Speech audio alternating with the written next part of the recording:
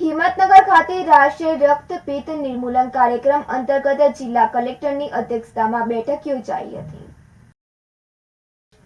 સાબરકાંઠા જિલ્લા collector doctor Ratan કનવર ગઢવીચારની અધ્યક્ષતામાં રાષ્ટ્રીય રક્તપિત્ત નિર્મૂલન કાર્યક્રમ અંતર્ગત કલેક્ટર કચેરી સભાખંડ ખાતે બેઠક યોજાઈ હતી. જિલ્લામાં રક્તપિત્ત અંગે જનજાગૃતિ વધે અને લોકો આ ત્વચા રોગના લક્ષણો જાણી સમયસર સારવાર કરાવે એવા ઉદ્દેશ્યે જિલ્લામાં વિવિધ કાર્યક્રમો કરવામાં આવશે.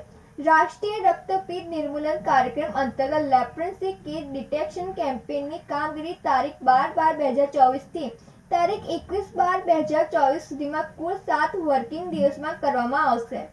જિલ્લામાં છેલ્લા 5 વર્ષમાં જે ગામોમાં લેપ્રસીના કેસો નોંધાયા હોય તેવા કુલ 53 ગામોમાં આ સર્વે હાથ ધરાશે, જેમાં ગામના તમામ વ્યક્તિઓની આરોગ્યની ટીમ દ્વારા રક્તપિત્ત માટે તપાસ કરવામાં આવશે, જેથી રક્તપિત્તના કેસોની વહેલી ઓળખ કરી સારવાર પર મૂકી શકાય અને તેઓમાં અપંગતા આવતી અટકાવી શકાય. આ બેઠકમાં જે તાલુકામાં કેસ વધારે છે ત્યાં જનરલ હેલ્થ સ્ટાફ દ્વારા થનાર હાઉસ ટુ હાઉસ સર્વેનું તાલુકા કક્ષાએથી સઘન સુપરવિઝન કરવા અને લેપ્રસી કેસ ડિટેક્શન કેમ્પેઇન LCDCની કામગીરી ગુણવત્તાયુક્ત થાય તે માટે સઘન સુપરવિઝન અને મોનિટરિંગ કરવા કલેક્ટરે જણાવ્યું હતું. ઉલ્લેખનીય છે કે સાબરકાંઠા જિલ્લાના 8 તાલુકામાં કુલ 53 ગામોમાં રક્તપિત્ત નિર્મૂલન કાર્યક્રમ અંતર્ગત સર્વે હાથ ધરવામાં આવશે. આ સર્વેમાં કુલ 86 ટીમો દ્વારા કુલ 59,601 જેટલા લોકોને આવરી લેવામાં આવશે. સાબરકાંઠામાં છેલ્લા 5 વર્ષમાં 62 કેસ નોંધાયા હતા, જેમાં વર્ષ 2020-21માં 12 કેસ, વર્ષ 2021-22માં 10 કેસ, વર્ષ 2022-23માં 18 કેસ, વર્ષ 2023-24માં 19 કેસ અને સપ્ટેમ્બર 2024ની સ્થિતિએ 3 કેસનો સમાવેશ થાય છે.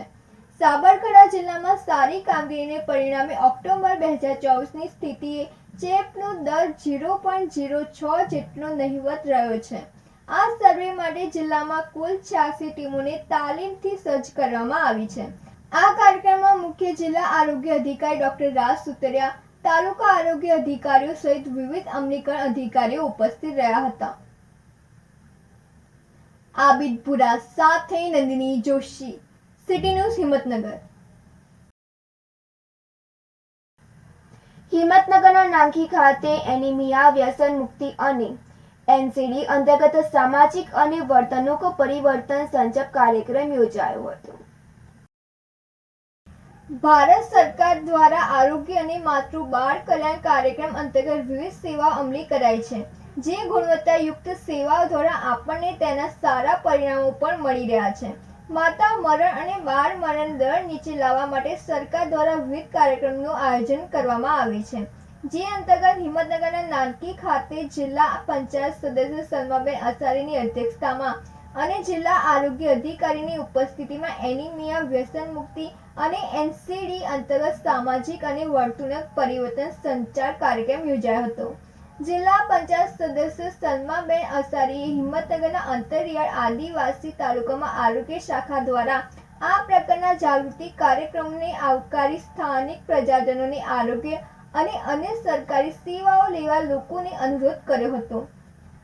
મુખ્ય જિલ્લા આરોગ્ય અધિકારીએ પણ આ પ્રસંગે ઉપસ્થિત સગર્ભા માતાઓને જોખમી સગર્ભાવસ્થા GMERS મુખ્ય જિલ્લા આરોગ્ય અધિકારીએ પણ આ પ્રસંગે ઉપસ્થિત સગર્ભા માતાઓને જોખમી સગર્ભાવસ્થા GMERS હોસ્પિટલ ખાતેની પ્રસૂતિની સેવાઓ, પાંડુ રોગના ચિહ્નો, લક્ષણો અને આયર્ન, ફોલિક એસિડ અને કેલ્શિયમ ગોળીના મહત્વ, પિયર એજ્યુકેટરોની ગ્રામ્ય આરોગ્ય સેવાઓમાં સહભાગિતા, વ્યસન મુક્ત જીવનની અગત્ય જેવા મહત્વના આરોગ્યલક્ષી મુદ્દાઓ અંગે માહિતી આપી હતી.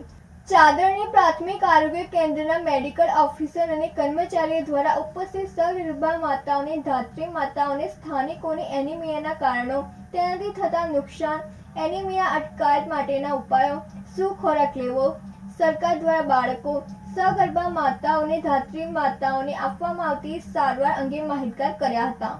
તમાકુ, બીડી, ગુટખા, ચીકણી અને અન્ય તમાકુની બનાવટથી થતા આર્થિક, સામાજિક અને શારીરિક નુકસાન અંગે સર્વને વિગતે ચર્ચા કરી હતી. આ કાર્યક્રમમાં સ્થાનિક પિયર એજ્યુકેટરોએ વ્યસન મુક્ત જીવન અંગે ઉપસ્થિત સર્વેને આરોગ્યલક્ષી જાણકારી પૂરી પાડી હતી. આ કાર્યક્રમમાં ગ્રામ્ય આરોગ્ય સમિતિના ચેરમેન, લોક આગેવાનો સહિત મોટી સંખ્યામાં સગર્ભા માતાઓ, ધાત્રી માતાઓ અને ગ્રામજનો ઉપસ્થિત રહ્યા હતા. આબિદ ભુરા સાથે નંદિની જોશી, સિટી ન્યૂઝ, હિંમતનગર.